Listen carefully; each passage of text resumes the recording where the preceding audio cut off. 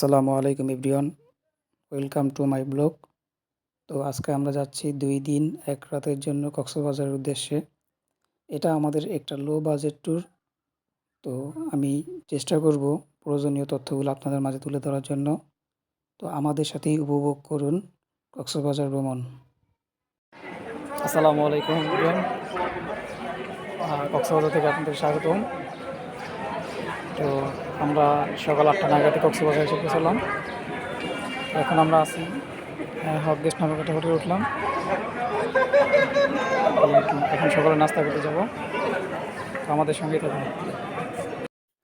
তো ডিম খিচুড়ি দিয়ে সকালের নাস্তার মাধ্যমে আমাদের কক্সবাজারের যাত্রা শুরু হতে যাচ্ছে। তো আমাদের সাথে উপভোগ করুন কক্সবাজার ট্যুর। তো আপনারা যদি আমাদের মতো লো বাজেটের ট্যুর দিতে চান, তাহলে অবশ্যই সি ক্যাটাগরির হোটেলগুলো দেখবেন। তো এই হোটেলগুলোতে তুলনামূলক অনেকটা কমেই রুম পাওয়া যায়। তো আজকে আমাদের কক্সবাজারের প্রথম যাত্রা মহেশখালী। তো ভিউয়ার্স, সকালে নাস্তা শেষ করে এখন আমরা যাচ্ছি মহেশখালীর উদ্দেশ্যে।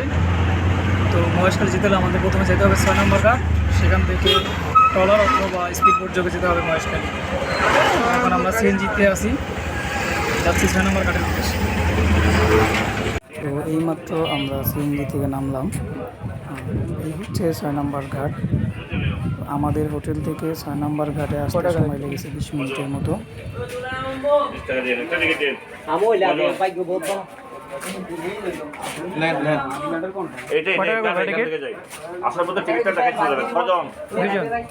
দুইজন 40 টাকা দুটো টিকিট দিন। আসার পথে টিকিটটা দেখাই চলে যাবেন, টিকিটটা দেখে নেবেন। কয়টা দুটা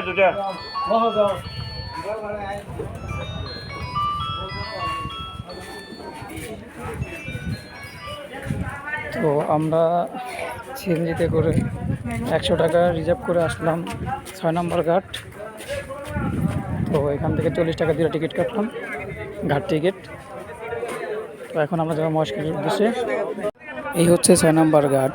তো আজকে যেহেতু শুক্রবার, তো প্রচুর মানুষের সমাগম। আপনি মহেশখালী যেতে গেলে ট্রলার অথবা স্পিড বোটে যেতে হবে। সেক্ষেত্রে স্পিড বোটে ভাড়া জন প্রতি 150 টাকা করে এবং ট্রলারে 60 টাকা করে। তো আমরা এখন যাব ট্রলারে, ব্যাক করব স্পিড বোটে। তো এই মুহূর্তে আমাদের ট্রলারটি ছেড়ে দিল, আর আমাদের ট্রলারের ম্যাক্সিমাম ছিল পর্যটক। তো সবাই খুব এক্সাইটেড। তো একটি বিষয় বলে রাখতে চাই, এইখানে প্রচুর পরিমাণে সিন্ডিকেট, যেহেতু আজকে শুক্রবার এবং মানুষের বেশ সমাগম ছিল, সেক্ষেত্রে লিগেল যে ভাড়া সেটা তারা নিচ্ছে না। ট্রলারের ভাড়া ছিল 40 টাকা করে, সেখানে তারা 60 টাকা, এবং স্পিড বোটে 110 টাকা করে ভাড়া, সেখানে তারা নিচ্ছে 150 টাকা করে। তো কিছুই বলার নেই, যেহেতু পর্যটন কেন্দ্র। তো আরেকটি বিষয় হচ্ছে, মহেশখালীতে 2টা ঘাট, একটা পুরাতন ঘাট আর একটা হচ্ছে পর্যটন কেন্দ্র। তো আপনারা যারাই ঘুরতে আসবেন তারা অবশ্যই বলে নেবেন যে আমরা পর্যটন কেন্দ্র যাব, তাহলে আপনাদেরকে পর্যটন কেন্দ্রে যে ঘাটটি আছে ওইখানে নামায় দিবে।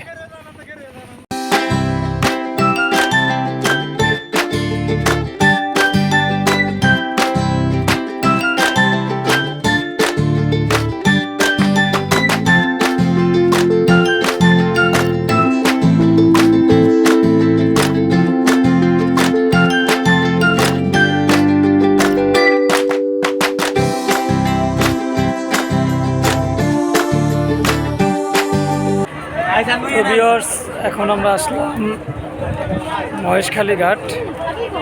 তো 6 নম্বর ঘাট থেকে এখানে আসতে আমাদের বোটে সময় লাগলো 1 ঘন্টার মতো। এছাড়া আপনারা এই স্পিড বোটে আসলে 20 মিনিটের মধ্যে আসতে পারবেন। আমি তো দেখানোর চেষ্টা করি আপনাদেরকে। এই হচ্ছে মহেশখালী ঘাট, স্পিড এবং বোট পাশাপাশি আছে।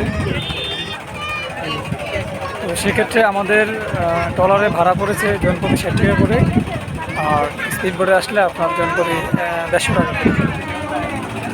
চলুন আমাদের সাথে ঘুরে দেখুন মহেশখালী ঘাটে। মহেশখালী আসলে এই প্রথম আকর্ষণ হলো এই ব্রিজটি, যার দুই পাশে ঝাউবন এবং মাঝখানে ব্রিজটি। তো এটা বেশ ভালোই লাগবে আপনাদের কাছে, এবং আপনি চাইলে অটো রিজার্ভ করে এখানে 3 থেকে 4টি স্পট আছে, সেগুলো ঘুরে দেখতে পারবেন। তো সেক্ষেত্রে ওরা অনেক দাম চায়। আমাদের কাছে 1200-1500 টাকা চেয়েছে। তো শেষমেশ আমরা 800 টাকা দিয়ে একটি অটো রিজার্ভ করে 3টি স্পট ঘুরেছি। তো আপনারাও এভাবে দাম কষাকষি করে তারপরে আপনারা রিজার্ভ করবেন।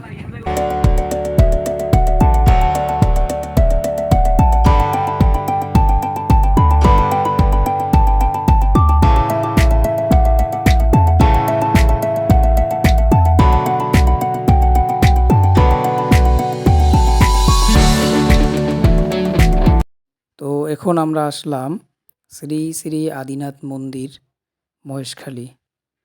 তো এখানে পাহাড়ের উপর একটি মন্দির রয়েছে। তো সেখানেই প্রার্থনা করার জন্য বেশিরভাগ হিন্দুরা এসে থাকে। তো দেখতেই পাচ্ছেন আজকে শুক্রবার, তাই মানুষের অনেক সমাগম এবং হাতের বাম পাশে দেখতে পাচ্ছেন এক বিশাল পাহাড়।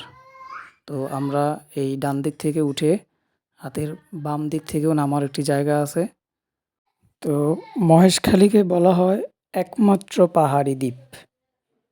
তো এছাড়া এই কক্সবাজারে আর কোনো পাহাড়ি দ্বীপ নেই।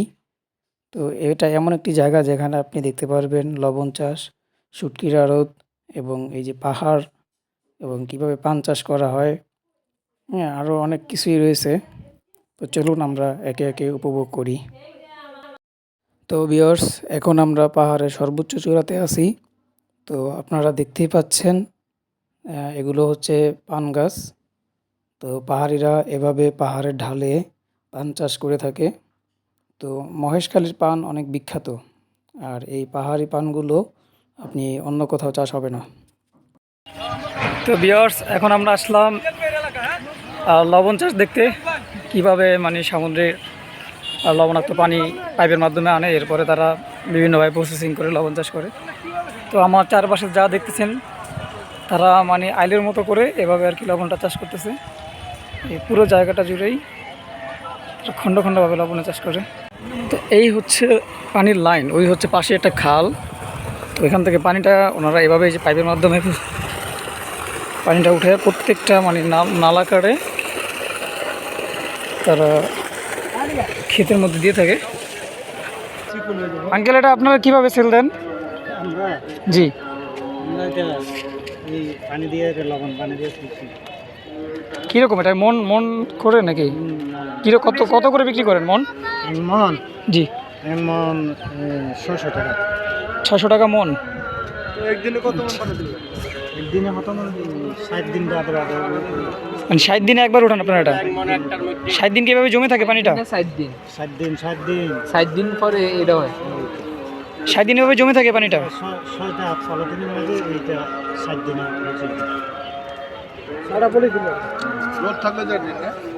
তো আপনারা শুনতে পারলেন কীভাবে তারা এই পানিটাকে প্রসেস করে। তারা 2 মাস তারা পানিটাকে এভাবে জমে রাখে, এরপরে যখন লবণ জমে তখন তারা এভাবে উঠে আর কি। বালিযুক্ত দেখাচ্ছে আপনার।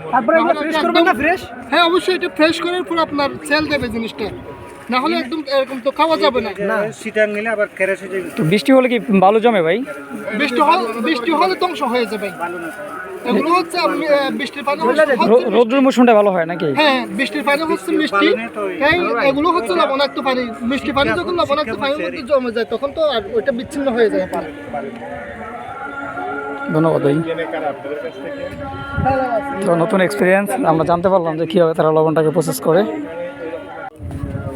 তো হাতে হাতে আপনাদেরকে দেখানোর চেষ্টা করতেছি যে কীভাবে লবণগুলো তারা প্রসেস করে। তো এক মুরব্বী যেটা বললো যে প্রায় 60 দিনের মধ্যে আর কি লবণটা জমে যায়। এই যে আমরা দেখতে পাচ্ছি লবণটা জমে আছে, এই যে ডিমো এই দেখেন, এই লবণটাকে তারা উঠাবে। এই আর 2 দিন পরেই উঠাতে পারবে। হ্যাঁ, এই লবণটা উঠানোর পরে তারা আবার নতুন করে আবার পানি, লবণাক্ত পানি তারা এখানে করবে, জমান পাতাবে, যেটা আমরা দেখতে পাচ্ছি এই যে এই পাশের ক্ষেতগুলোতে। এই পানিগুলোই আস্তে আস্তে লবণাক্ত হয়ে জমে, এরপরে আবার এই যে পাশের পানিগুলো দেখতেছেন এই পানিগুলো আবার এটার মধ্যে দিবে এই লবণগুলো উঠানোর পরে। এভাবে যেগুলো দীর্ঘদিন হয়ে গেছে এভাবে তারা লবণগুলো প্রসেস করে থাকে। তো দেখতে পাচ্ছেন আমার পাশে অনেকগুলো ক্ষেত আছে যেখানে লবণগুলো এভাবে জমা থাকে। আমার বন্ধু চেক করতেছে। এই যে আমার বন্ধুর মামাটো খায়া থাকো তো। আরে ভাই, টেস্ট না পিওর, একদম পিওর। আমরা তো মেশিনের মধ্যে প্রসেসিং করি, কত ধরনের কীভাবে মিশানো হয়, অনেক ধরনের ভেজাল মেশানো হয়। তো এটা একদম পিওর। তো ওই তো ঘুরতে ঘুরতে চলে আসলাম এখন শুটকির আড়তে, শুটকি দেখার জন্য। সামুদ্রিক বড় বড় মাছ, যদিও ওইগুলো নাম জানি না, কীভাবে ফালা করে তারা রোদে শুকিয়ে দিতেছে।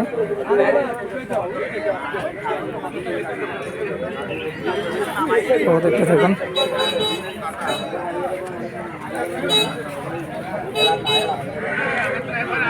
তো এইভাবেই ওনারা পুরা খোলা মাঠে ছড়ায় ছিটায় রাখছে আর কি।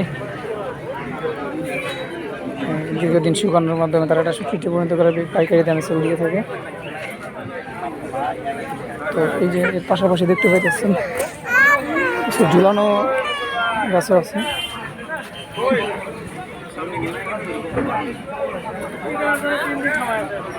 দেখতে বেশ ভালো লাগছে।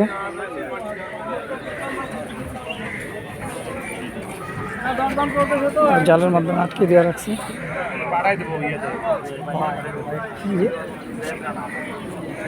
সামুদ্রিক বড় বড় জাতের মাছ,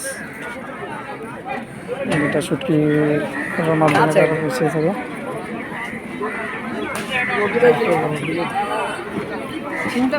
মতিন নিবা একটা ভাই, এগুলো একটা নিয়া এখনো শুকায় না, ওই পাশে শুকানো আছে। এগুলো শুকাবে, এগুলো হয়তো আজকালকে দিছে, দেখুন একদম তাজা।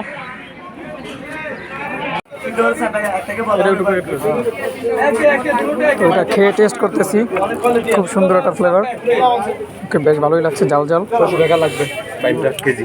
এটা 1 কেজি হবে না, বুঝছেন? দুইটা করে আছে।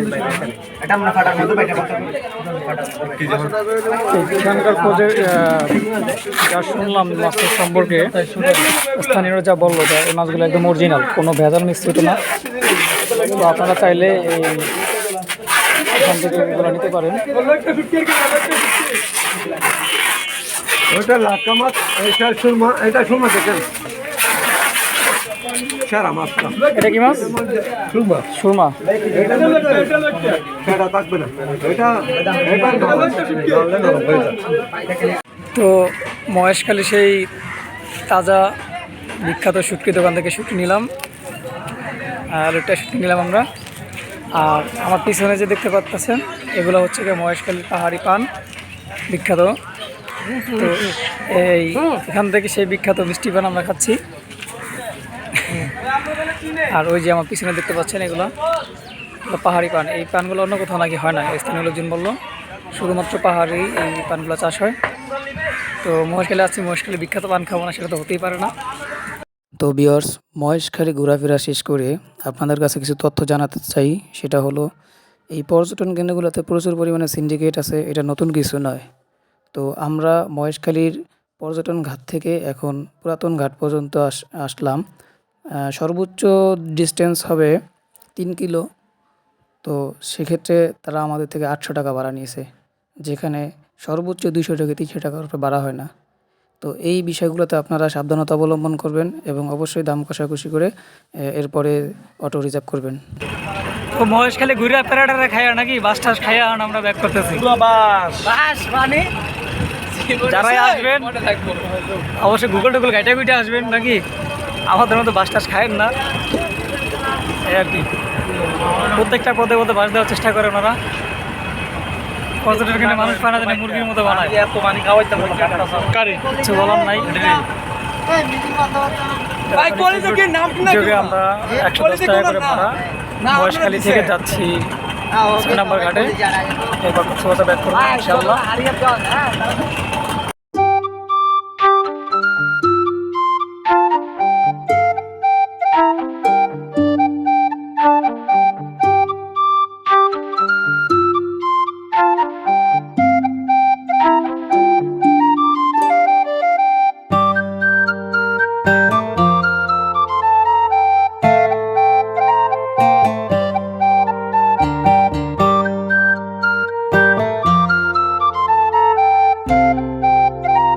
তো ভিউয়ার্স, আমাদের মহেশখালী ট্যুরের এখানেই সমাপ্তি।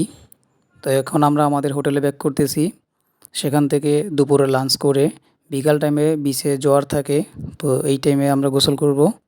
তো আপনারা যদি 2 দিনের প্যাকেজে আসেন তাহলে অবশ্যই প্রথম দিনটা আপনারা এভাবে মহেশখালী ঘুরে তারপরে বিকেলে বিচে গোসল করে এবং কেনাকাটা করে প্রথম দিনটা এভাবে কাটিয়ে দিতে পারেন এবং দ্বিতীয় দিনে যেতে পারেন মেরিন ড্রাইভের উদ্দেশ্যে।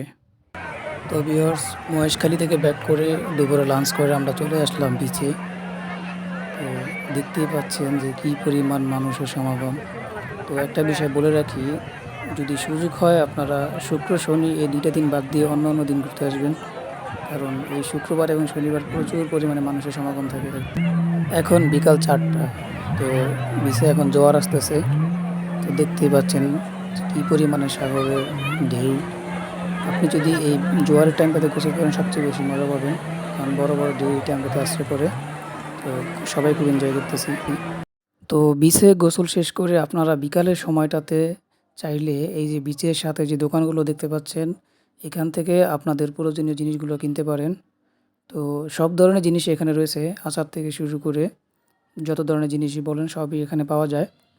তো যদি এখান থেকে কিনতে মনে না চায় এবং যদি আপনারা বেশি পরিমাণে আচার কিনতে চান, তাহলে আমি সাজেস্ট করব এখান থেকে কিছুটা দূরে বার্মিস মার্কেট। তো সেখানে গেলে আপনারা হয়তো পাইকারি দামে সেখান থেকে আচার কিনতে পারবেন। আর যদি স্বল্প পরিসরে কিছু নিতে চান, তাহলে আমি মনে করি এখান থেকে নেওয়াটাই বেটার, কারণ দাম খুব একটা বেশি ওনারা নেয় না। আর এছাড়াও শুটকি যদি কিনতে চান, এখানে শুটকির দোকানও রয়েছে। আপনারা চাইলে আপনাদের পছন্দের শুটকিগুলো এখান থেকে নিতে পারেন। সেক্ষেত্রেও অবশ্যই দাম জিজ্ঞেস করে নেবেন। আর আপনারা যদি আমাদের মতো মহেশখালী যান, তাহলে আমি সাজেস্ট করব শুটকিটা সেখান থেকে কিনেন। সেখান থেকে দাম কম এবং বেশ ভালো শুটকি পাওয়া যায় সেখান থেকে আমি নিজেও নিয়েছি। এছাড়াও দেখতে পাচ্ছেন অনেক কাপড়ের দোকান আছে। মোট কথা আপনারা এখান থেকে আপনাদের পছন্দের যা কিছু কিনতে চান কিনতে পারেন। ছোটোখাটোভাবে এই সুগন্ধা বিচের সাথে বেশ ভালোই মার্কেটটা। আমি প্রেমবাসী লইয়া গলাই যাই গো যদি মরিয়া আমার বন্ধু চিকন কালিয়া আমার বন্ধু চিকন কালিয়া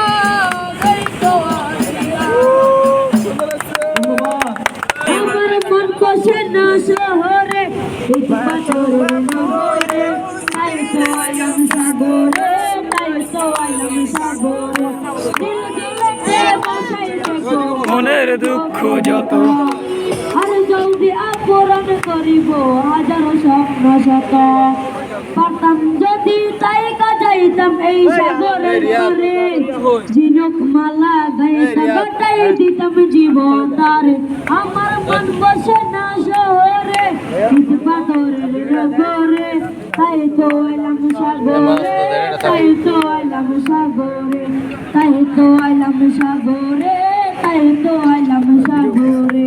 ভিউয়ার্স, আপনারা যদি সাগরটাকে উপভোগ করতে চান, তাহলে অবশ্যই আমাদের মতো রাত্রে একটা বেড 1 ঘন্টা অথবা 2 ঘন্টার জন্য ভাড়া করে নিতে পারেন।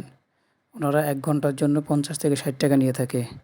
সেই সাথে পথ শিশুদের গান তো আছেই। সব মিলিয়ে আজকে আমাদের এই প্রথম পর্ব আমরা এখানে শেষ করতেছি। তো আগামীকালকে ট্যুরে থাকছে মেরিন ড্রাইভ। তো আমাদের সাথেই উপভোগ করুন এই 2 দিনের ট্যুর। তো প্রথম পর্ব এখানে শেষ করছি। আল্লাহ হাফেজ। আসসালামু আলাইকুম। দ্বিতীয় দিনের সকালে আপনাদেরকে স্বাগতম। তো সকালে নাস্তা করলাম, এখন বাজে 11টা। এইমাত্র আমরা হোটেল চেক আউট করলাম, এরপরে আমাদের ব্যাগগুলো রিসেপশনে রেখে আসলাম।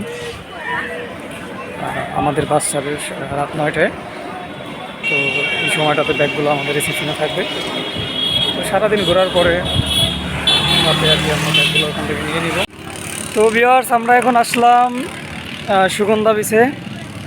গতকাল রাত্রে আমরা লাবণী বিচে অনেকটা সময় কাটালাম। তো এখন আবার দিনের ভিউটা নেওয়ার জন্য আসলাম সুগন্ধা বিচে। তো আপনারা সকাল দিকে আসলে অবশ্যই খুব মজার একটা ভিউ পাবেন। দ্বিতীয় দিনে আপনারা যেহেতু প্রথম দিন আপনারা মহেশখালী ঘুরছেন, রাতে বিকালে আসে বিচে সময় কাটাচ্ছেন, দ্বিতীয় দিন সকাল সকাল বিচে আসবেন, এরপরে দুপুরে লাঞ্চ করে চলে যাবেন হিমছড়ি, ইনানি, পাটুয়াটেক মেরিন ড্রাইভ দিয়ে গেলে আপনারা একসাথে প্যাকেজ পেয়ে যাবেন, 5টা প্যাকেজ ওনারা একসাথে ঘুরে আনবে। সেক্ষেত্রে ভাড়া বিবেচনা করে নেবেন, দর কষাকষি করতে হবে অবশ্যই।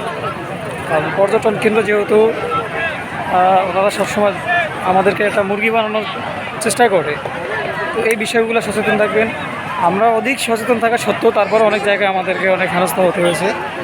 তো অনেক টেকনিক খাটিয়ে চলতে হয়, অনেকটা চালাকি করা লাগে ওদের সাথে, ওরা অনেক চালাক। তো এই হচ্ছে বিচের ভিউ। এখন হচ্ছে সময় 11:30 বাজছে, আর 1 ঘন্টা পরে হয়তো জোয়ার আসবে। তো দেখতেই পাচ্ছেন সবাই গোসল নামছে, যদিও আমরা গতকাল বিকেলে গোসল করেছি, জোয়ার ছিল। অন্তত যখন ভরা জোয়ার থাকবে তখন আপনি গোসল করে সবচেয়ে বেশি মজা পাবেন। তো এটার জন্য অনেকেরই ওয়েট করতে হবে। তো ভিউয়ার্স, সুগন্ধা বীচ ঘুরতে ঘুরতে আমরা এখন চলে আসলাম ঝাউবন। খুবই মনোরম একটা পরিবেশ, তেমন গ্যাদারিংও নাই, এবং ঝাউ গাছগুলো দেখতেও বেশ ভালো লাগতেছে। এক কথা অসাধারণ, পাশে বীচ, এক পাশে বীচ আর এক পাশে ঝাউবন। তো বেশ উপভোগ করতেছি, এবং সমুদ্র প্রচণ্ড রোদ, একদম লাল হয়ে গেছি। এখন আসলাম ঝাউবনে, খুব সুন্দর বাতাস হইতেছে, তো অনেকটাই ভালো লাগতেছে। তো মোটামুটি এই হচ্ছে সমুদ্র পাড়ে একটা ঝাউবন। তো আপনারা সুগন্ধা বিচে আসলে এই পাশটাতে আসতে ভুলবেন না। তো ভিউয়ার্স, দুপুরে লাঞ্চ শেষ করে আমরা বেরিয়ে পড়লাম মেরিন ড্রাইভের উদ্দেশ্যে। তো প্রথমে আমরা যাব ইনানি, তারপরে ব্যাক করার টাইমে পড়বে হিমছড়ি। তো আমাদের সাথেই উপভোগ করুন মেরিন ড্রাইভ।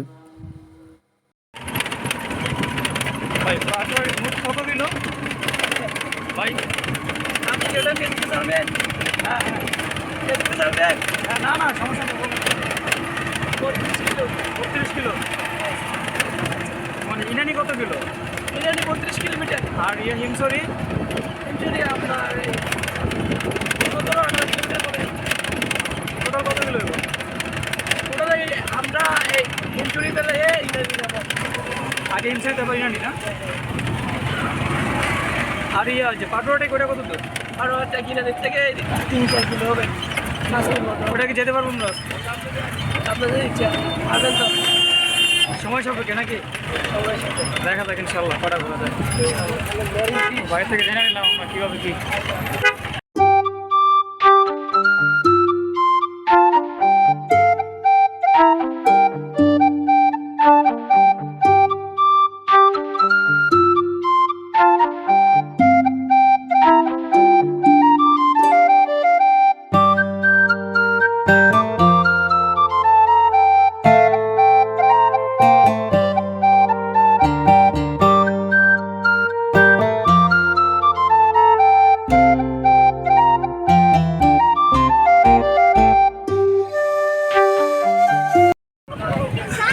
তো ভিউয়ার্স, আমরা ইতিমধ্যে এসে পৌঁছালাম ইনানি বিচে।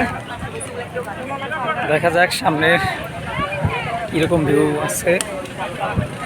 ইনানি বিচের শুরুতে দিকে কিছু দোকানপাট দেখা যাচ্ছে।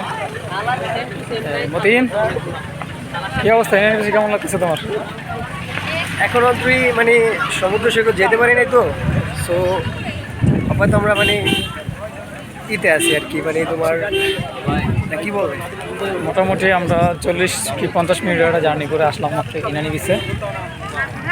তো এই হচ্ছে ইনানি বিচ। তো আমরা এখানে দেখতে পাচ্ছেন ডাবের ব্যবস্থা আছে, চাইলে এই যেমন পিছনে দেখতে পাচ্ছেন ডাব, এখান থেকে ডাব খেতে পারবেন।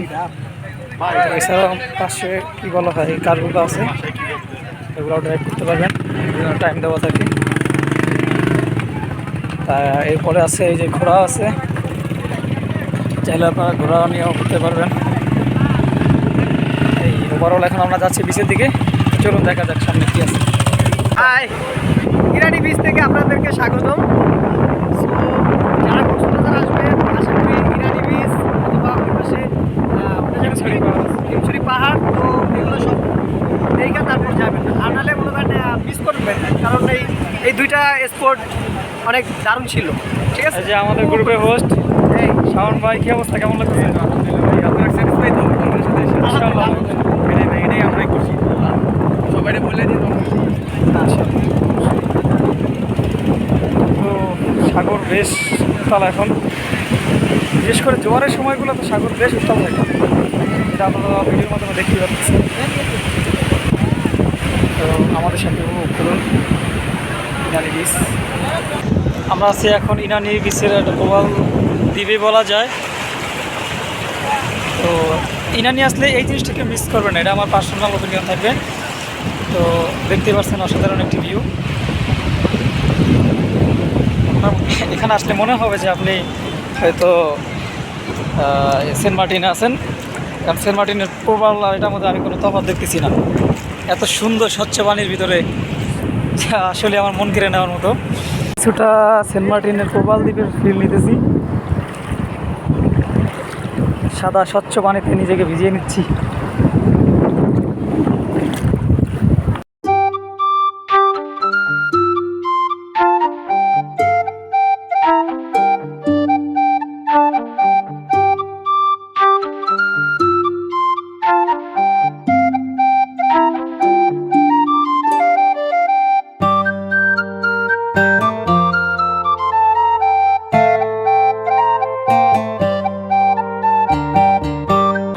ভিউয়ার্স, এখন আমরা আসছি হিমছড়ি ঝর্ণা ইকো ট্যুরিজম কেন্দ্র। চলুন দেখা যাক এখানে কী কী দেখতে পাওয়া যায়। এখানে কিছু দোকান আছে, এখানে শপিং মল দেখা যাচ্ছে। ঠিক আছে, কিছু কাপড়ের দোকান, আপনারা এখানে কেনাকাটা করতে পারবেন চাইলে। তো হিমছড়ি পাহাড় উঠতে হলে প্রবেশ করতে টিকিটের ব্যবস্থা করা আছে। তো সেখানে জনপ্রতি 30 টাকা করে টিকিট নেবে। আর এটি আপনার কক্সবাজার থেকে ইনানি যাওয়ার মাঝপথে পড়ে। তো আমরা আগে ইনানি ঘুরে আসছি, এখন ব্যাক করার পথে আমরা হিমছড়ি পাহাড়ে উঠব। তো ভিউয়ার্স, আমাদের কি বলবো, দুঃখের বিষয়, উঠতে উঠতে মানে ইনানি ঘুরে হিমছড়ি আস্তে আস্তে সন্ধ্যা হয়ে গেল। তো মাত্র মাগরিবের আজান দিল, এখন আমরা উঠতেছি হিমছড়ি পাহাড়ে। তো এখানে দুইটা স্পট, হিমছড়ি পাহাড় এবং ঝর্ণা। চলুন উপভোগ করি হিমছড়ি পাহাড়। আপনাদের জন্য একটা সতর্কবাণী দেওয়া আছে, দয়া করে পরে নেবেন ওঠার আগে। কিছু সিগন্যাল দেওয়া আছে যেগুলো অ্যালাউ না, সব কিছু দেখে শুনে চলাই ভালো। আমাদের আরও অনেকটা পথ উপরে উঠতে হবে। দেখতে পাচ্ছেন সরু খাড়া পাহাড়। তো কর্তৃপক্ষ একটা ব্যবস্থা করছে, ওনারা সিঁড়ি দিয়ে দিয়েছে।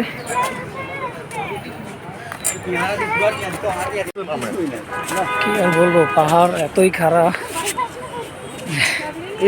আমাদের যেতেছে না, ট্রেন তো উঠতে পারতেছে না। তো যেহেতু সন্ধ্যা হয়ে গেছে, অনেক মানুষজন নেমে যাচ্ছে, আর আমরা এখন উঠতেছি। দেখা যাক সন্ধ্যার ভিড়টা কীরকম হয়। তো অবশেষে আমরা হিমছড়ি পাহাড় উঠলাম। অনেকটা খারাপ, মানে কী বলবো, আর খারাপ পাহাড়, একদম খারাপ সিঁড়ি বেয়ে বেয়ে উঠতে হয়। তো একটা মজার বিষয় হচ্ছে এখান থেকে বিচের ভিউটা দেখা যায়। আর আমার ফ্রেন্ড তো একেবারে ক্লান্ত, এতই খারাপ পাহাড় যে ওঠাটা কষ্টকর। তারপর আইসেন, এই একটা ভিউ আপনাদের মনটাকে ভরে দিবে, সেটা হচ্ছে এই বিচের ভিউটা। তো সাগরের গর্জন এই পাহাড়ের উপর থেকে শোনা যাচ্ছে, এটা অন্যরকম আনন্দের বিষয়। তো এটা এমন একটা প্লেস যে ছবি তোলার জন্য সব সিরিয়াল লেগে গেছে আর কি। I love Himchhari. তো হিমছড়ি পাহাড় ঘুরে এখন নিচে নেমে যাচ্ছি আমরা।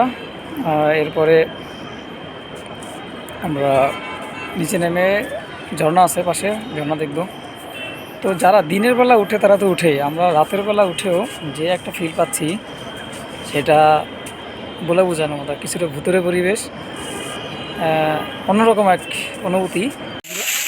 তো আমরা নীলফেরি পাহাড় থেকে নেমে ঠিক বাম পাশেই একটা ঝর্ণা দেখা পেলাম, এটা নীলফেরি ঝর্ণা। তো মন ভালো করার মতো জিনিস, একই সাথে পাহাড়ের চূড়া আবার ঝর্ণা, বেশ ভালোই লেগেছে আমাদের। তো ভিউয়ার্স, এখান থেকে আপনারা আপনাদের পছন্দ মতো বিভিন্ন সামুদ্রিক মাছ, কাঁকড়া এগুলো খেতে পারবেন। এটা লাবণী বিচে প্রবেশ পথে পড়বে। তো আমরা আমাদের রাতের খাবারটা এখান থেকে খেয়ে নিই। এছাড়াও বারবিকিউ ব্যবস্থা আছে, তো চাইলে আপনারা এখান থেকে বারবিকিউ করে খেতে পারেন। সেক্ষেত্রে আপনাদের পছন্দ মতো আপনারা মাছ নিয়ে নেবেন। তো ওভারঅল এই হচ্ছে আমাদের 2 দিনের ট্যুর। রাত 10টা নাগাদ আমাদের বাস ছেড়ে দিবে।